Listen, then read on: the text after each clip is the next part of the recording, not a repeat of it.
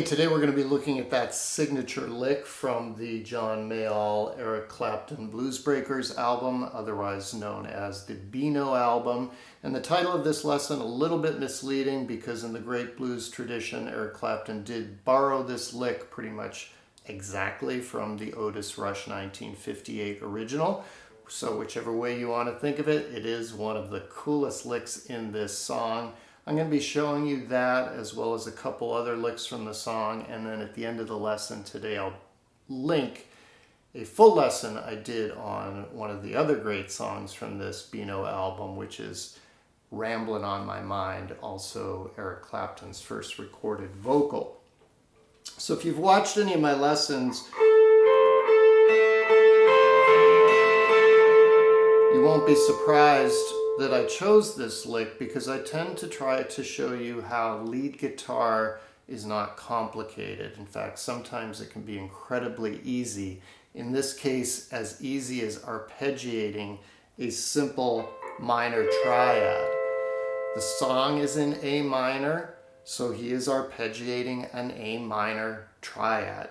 It is in fact the A minor triad that you know and love from the open position. It's the same exact chord. So we're doing that stair step form, 12, 13, 14 on 1, 2, 3. Could not be easier. You're going to start on the third string. You're going to do 3, 2, 3, 1, 3, 2, 3, 1, 3. 3, 2, 3, 1, 3, 2, 3, 1, 3. While trying to give it a little vibrato. I'd use the whammy bar, but that would be heresy in the Clapton world.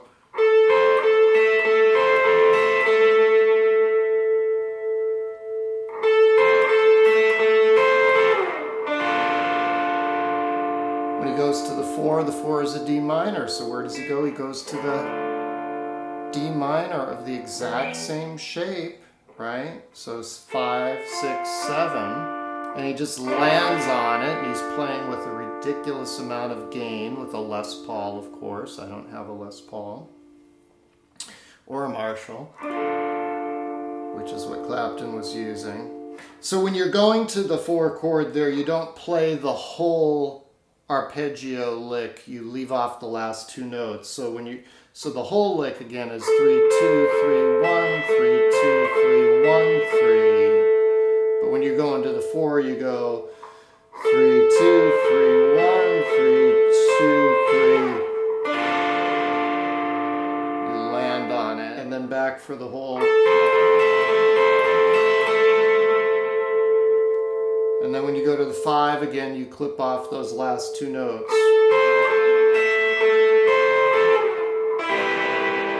The 5 is an E minor, so there is your E minor of the A minor shape. You walk it down, 7, 6, 5, and then you're done. I think it's actually a kind of a pre-bend and release, but bend, pull off, and then hammer on the 7th fret, 4th string. The song starts with this slide, from the A minor. Again, we're in this first position A minor pentatonic right at the 5th fret. So he slides up, depending on tab, first 2 or maybe even first 3 strings. I think it's probably the first 2. And then, so that's just, again, that same slight bend of that 7th fret, 3rd string, pull off to 5th fret, 3rd string, and then hammer on 7th fret, 4th string. And then back to 5, 7.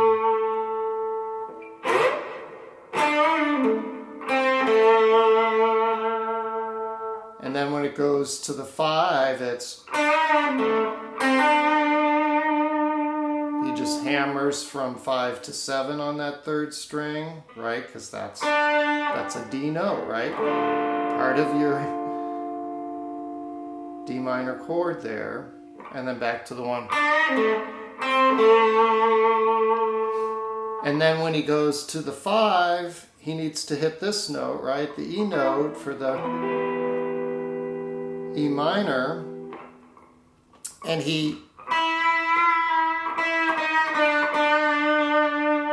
sometimes he plays it as a bend like that. And slowly bringing it down, and then other times, which is of course part of that, what we did at the beginning.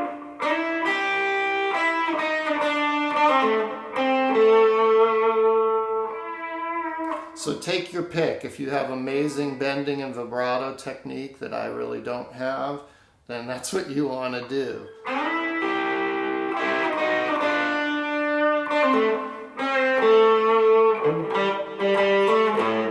So while the lead part is holding those notes, the rhythm guitar or the second guitar is going,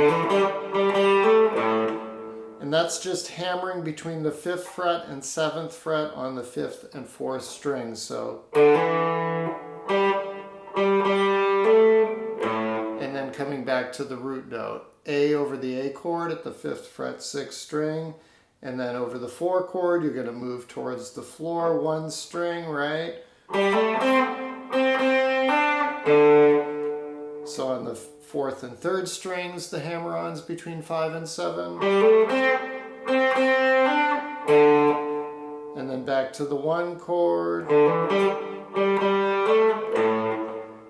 Okay, so for the 5 chord, you're going to do exactly what you did over the 4 chord, just move it up 2 frets. And this will be a good point to mention that all of the licks today are movable. They're all transferable.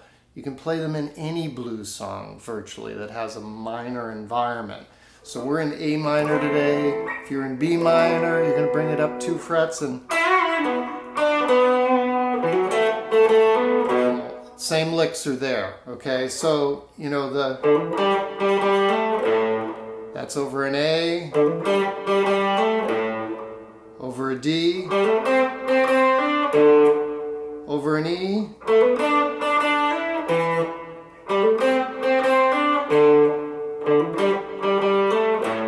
so hopefully that all makes sense. Those are the verse licks.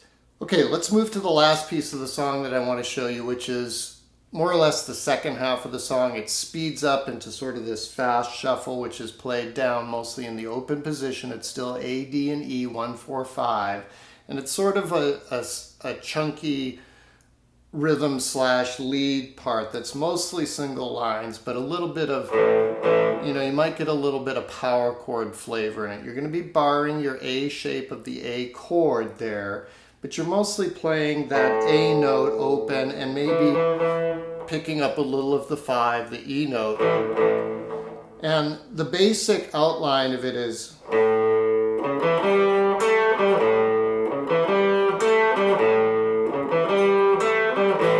know, if you pick up a little of that, it's not bad.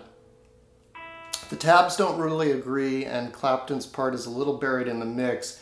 Some of the tabs have it playing this passing note, the C to the C sharp on the 5th string, and that would sound more like,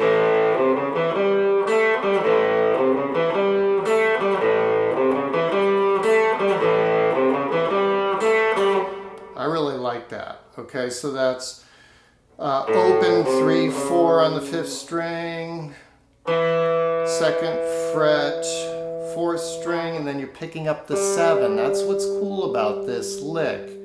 You're basically going A7, D7, E7. You're picking up that G note, which is the 7 of an A chord, right? So then the A note, 3rd string, 2nd fret, before you come back to that 5th fret, 4th string.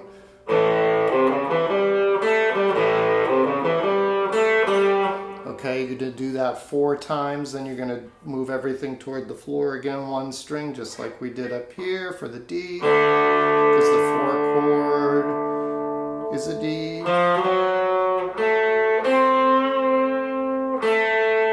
So this is, you're holding down the A note, playing the open D string, maybe picking up a little A for the power chord flavor, 3rd, 4th on the 4th string, 2nd, and then coming up 5 on the 3rd string. Why are you playing that note? Because that's the 7, right? This is a D7 of the C7 shape. Which note is the 7? It's that C note. So, and he doesn't come up and play the 1, the D note, like he did over the A, so it's...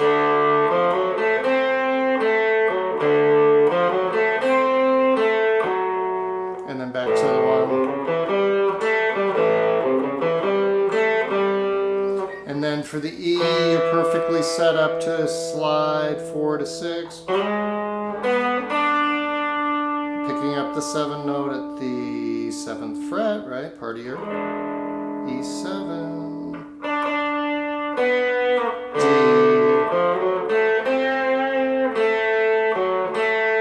I think he kind of goes back and forth a little bit between the A and the F sharp that last time before.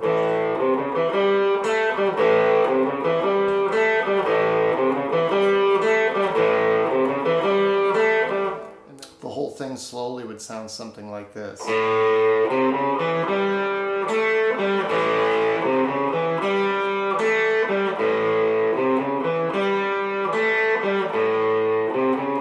times. Switch to the D. Back to the A. Twice. E. D.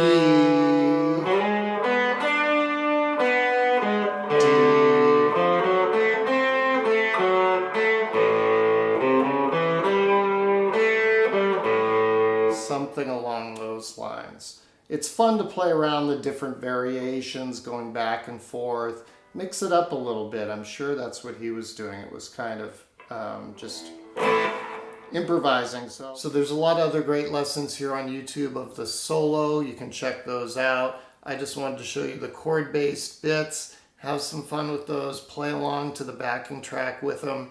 And as always, thanks for joining me. I'll see you next time.